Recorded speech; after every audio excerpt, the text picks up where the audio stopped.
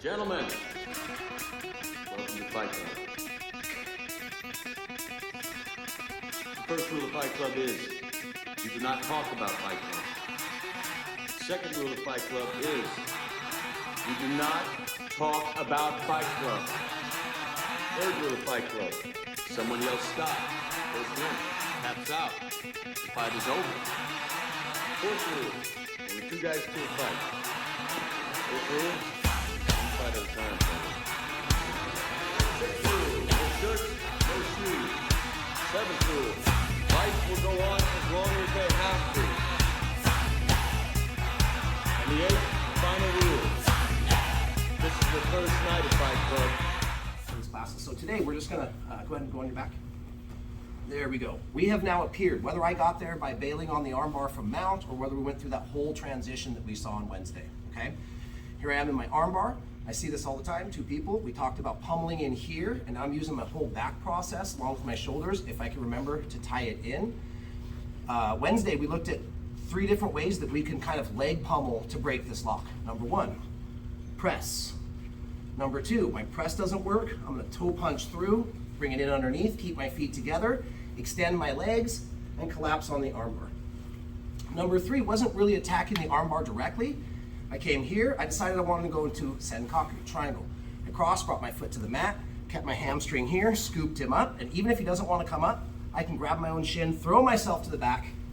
Now I have triangle options, or I can cut an angle and go back into Jujigatami, back into armbar. I can even set him back down and start the loop. Okay, so those are the 3 that we did. Now we're gonna go with kind of more upper body. First one, pretty fun, pretty simple, low risk. If it doesn't work, I can go into my other more complex ones. I'm gonna pummel in here. Still, for whatever reason, can't get the leverage. I'm gonna keep my hand like a spoon, not C gripping, like a spoon. I'm gonna come down on the back side of his elbow. I'm not gonna try and do 2 things at once this way. I'm gonna pull the elbow as far as I can towards me. This compromises his gable grip. Now, I just come back.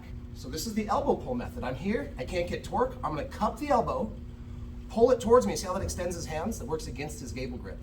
Now, I'm gonna use my back muscles to separate and come down. So last time I get into the arm bar, my pressure's not working. Maybe I don't wanna run any of these, no problem. Pummel, but stay forward.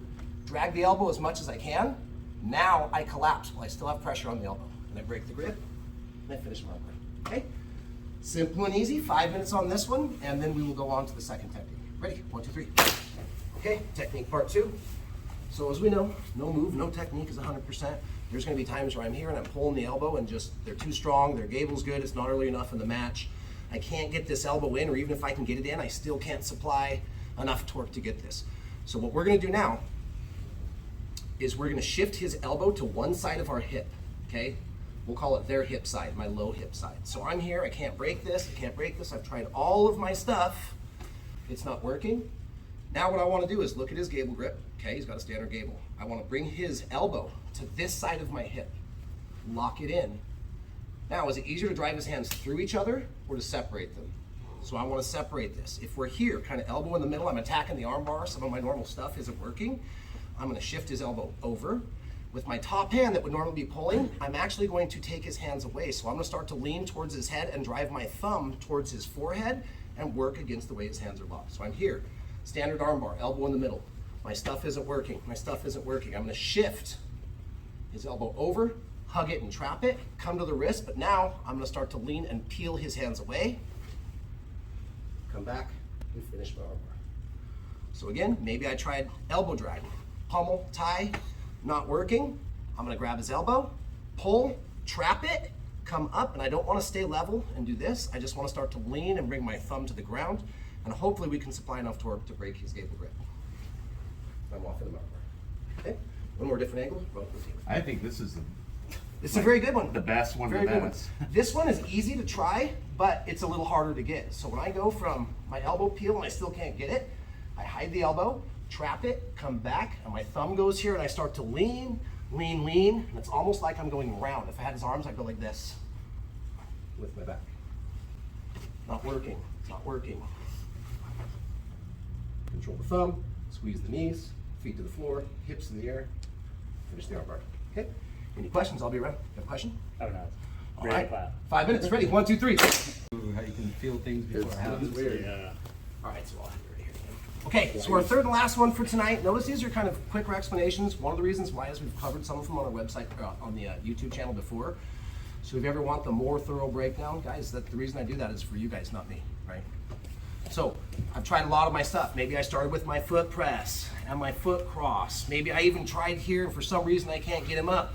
I'm stuck here. I tried pummeling, tying it in, pulling the elbow, still didn't work. I tried to shift the elbow, go towards his head to separate, and now use my muscles to round out, still didn't work. Okay. This time, instead of just attaching this gable, real quick, there's three types of locks that I've always nicknamed from the time I did MMA and kids, and the whole deal is, we have the catch, where it's hand to hand. Then we have a super catch, where Bill knows I'm attacking this arm and he gets his hand almost like he's doing a rear naked choke. Then there's what I always call the super duper catch, which is a super catch, but he's actually pummeled his hand inside. Now his arm is really hidden, okay? So the one we're gonna go over is gonna go for a super catch, or if they go with the ultimate defense, which is where they tie this in. If I keep pulling, he's got so much muscle and bone, very hard. So what I'm gonna do is I'm gonna reach down and I'm gonna grab his wrist, okay? Now, I nicknamed this the peekaboo armbar break because just for a second, I'm gonna remove, like I'm going peekaboo to look him in the eye. This hand, instead of pushing it out of the way, is actually gonna pull it towards my hip. Now I'm gonna cover him back up. Now I can pummel at the elbow, separate the arm, and then attack the wrist. It looks complicated, you guys. This is super easy and it's fun. So we're gonna play with this for a few minutes. I go armbar. He gets into a super catch or a super duper catch. First thing I do, C-clamp the wrists. Next thing I'm gonna do is I'm gonna go peekaboo and pull the arm. Peekaboo, pull the arm, close it. Now I can lean towards the head, separate the wrist. Okay, last time. He goes catch. I'm here fussing around so long, he goes to a super catch. Wrist, peekaboo, pull. Now I collapse. It's a good way to get that hand out of the back of my knee. So when we nickname this the peekaboo, it's simply for this motion real fast. Peekaboo, and then I close it back up, okay? Last time I'm in my arm bar, he's gotten to a good catch. Wrist, peekaboo, pull.